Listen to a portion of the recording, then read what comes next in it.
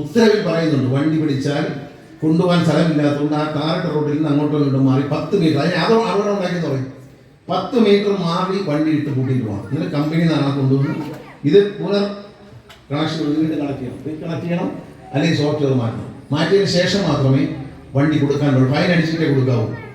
അതുകൊണ്ടാണ് മനസ്സിലാക്കി ടിപ്പർ ലോറിയുടെ ഇടി കുറഞ്ഞ എന്തെന്ന് വെച്ചാൽ ഇതിൻ്റെ സ്പീഡ് പിടിച്ചിരിക്കണം, സ്പീഡ് പിടിച്ചു നിർത്തിയിരിക്കാൻ.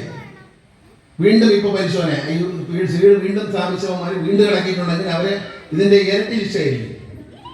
പാറയുടെ വന്നാലും പാറ അതിൽ ഇട്ടുകൊണ്ട് തന്നെ വണ്ടി പിടിച്ചു. ടയർ 4 പൊട്ടുമ്പോൾ ഈ നിലകൾ പഠിക്കും. മനുഷ്യൻ്റെ ജീവൻ്റെ പുറത്തൂടെയാണ് ഓടുന്നത്. വാഹനം യാത്ര ചെയ്യാനുള്ളതാണ്, അത് കൊല്ലാനുള്ളതല്ല. ലൈസൻസ് വണ്ടി ഓടിക്കാനുള്ളതാണ്, അത് വെച്ച് കൊല്ലാനുള്ളത്. നിങ്ങളുണ്ടും കുട്ടികളെ വഷളാക്കുന്ന ഒരു പ്രകൃതമാണ്. ഇടത് ഒരു പയ്യൻ സ്വിമ്മിംഗ് പൂൾ ഉണ്ടാക്കുക, അരാജകത്വം. അത് ഞാൻ കണ്ടിട്ടില്ല. ഞാൻ ഈ സംഭവം നടക്കുമ്പോഴാണ് ഈ വീഡിയോ കാണുന്നത്. ബഹുമാനപ്പെട്ട ഹൈക്കോടതി ലാപ്ടോപ്പിൽ ഇത് തുറന്നു വെച്ചിട്ട് ബഹുമാനായ ജഡ്ജ് സർക്കാർ വക്കീലന്മാരെയും ഉദ്യോഗസ്ഥന്മാരെയും വല്ലാതെ ഫയർ ചെയ്തു. ഇപ്പം എന്താണെന്ന് അറിയാൻ വേണ്ടി ഞാനിത് കാണുമ്പോഴാണ് ഈ സംഭവം ഞാൻ കാണുന്നത്. പിന്നീട് ഞാൻ തപ്പിയപ്പോൾ ഈ ചെറുപ്പക്കാരൻ തന്നെ അനേകം ഇതുപോലുള്ള തോന്നിവാസങ്ങൾ കാണിച്ചിട്ടുണ്ട്. പക്ഷെ അത് കാലം ആ തോന്നിവാസം കാണിച്ചാൽ കണ്ടുകൊണ്ടിരുന്ന കാലം മാറിയിരിക്കുന്നു. കേരളത്തിൽ ആദ്യമായി കാണുന്നത് ഒരാളുടെ ലൈസൻസ് പരിപൂർണമായും അവസാനിപ്പിക്കുന്നു. ഇനി അയാൾക്ക് ഇന്ത്യയിൽ എവിടെയും വണ്ടി ഓടിക്കാൻ പറ്റില്ല. മാത്രമല്ല അടുത്ത ഘട്ടത്തിലേക്ക് കടക്കും. നിങ്ങളുടെ പേര് ഒരു ലൈസൻസ് സർട്ടിഫിക്കറ്റ് അവനെ എന്ത് ചെയ്യാൻ പോകുന്നു? അതൊക്കെ വല്ല ബുദ്ധിയില്ലാത്തവരൊന്നും മതി. നമുക്ക് വല്ല വക്രബുദ്ധിയുണ്ട് പേര് വരും. ഇവരുടെ പേര് നിയമ നടപടി വരും. ഈ പയ്യനെ ഇതുവരെ യൂട്യൂബിൽ നിർത്തിയ പണം എൻഫോഴ്സ്മെന്റ് കൊണ്ട് പിടിച്ചെടുക്കും. അത് എൻ്റെ ലൈസൻസ് അല്ലേ പോയുള്ളൂ. അത് പോയപ്പോൾ ഒരിക്കലും 10,000 പേര് റീച്ച് കിട്ടിയുള്ളൂ. അങ്ങനെയല്ല, ഈ റീച്ച് ഇവിടെ അവസാനിക്കും. Motor vehicle department enforcement directorate അറിയിക്കും. Prevention of money laundering act, കള്ളപ്പണം വെളുപ്പിക്കുന്ന ആക്ട് പ്രകാരം, അതായത് നിയമലംഘനം നടത്തി, നമ്മളെല്ലാവരും മനസ്സിലായി, നിയമലംഘനം നടത്തി അത് ആ നിയമലംഘനം പ്രദർശിപ്പിച്ചു അതിലൂടെ പണം ഉണ്ടാക്കിയാൽ ആ പണം പിടിച്ചെടുക്കാൻ ഗവൺമെന്റിന് അധികാരമുണ്ട് എന്നാണ്.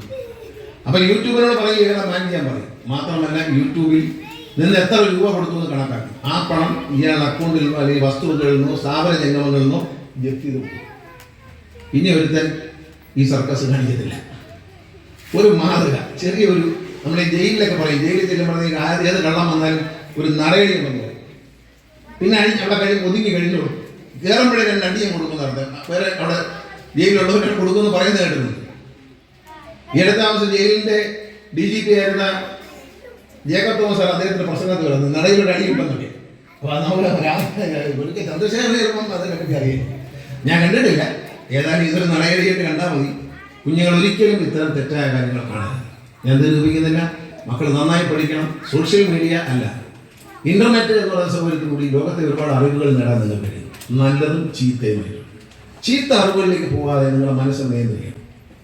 തെറ്റ് കാണിക്കുന്നവരെയും തെറ്റായി മാതൃകയാക്കാൻ കൊള്ളാത്തവരെയും മാറ്റി നിർത്തിക്കൊണ്ട് നല്ല കാര്യങ്ങൾ, ചരിത്രം, അതുപോലെ ലോകത്ത് നടക്കുന്ന അത്ഭുതങ്ങൾ ഓരോന്നിൻ്റെയും ഡീറ്റെയിൽ ആയിട്ട് അത് യൂട്യൂബിൽ നല്ല കാര്യങ്ങളുണ്ട്.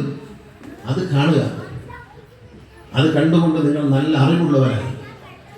പാഠപുസ്തകത്തിന് പുറത്തേക്ക് ഒരുപാട് വിജ്ഞാനമുള്ളവരാണ്. അതാണ് വിജ്ഞാന ലൈബ്രറി എന്ന പേര് അന്വർത്ഥമാക്കുന്നത്. നിങ്ങളുടെ വിജ്ഞാന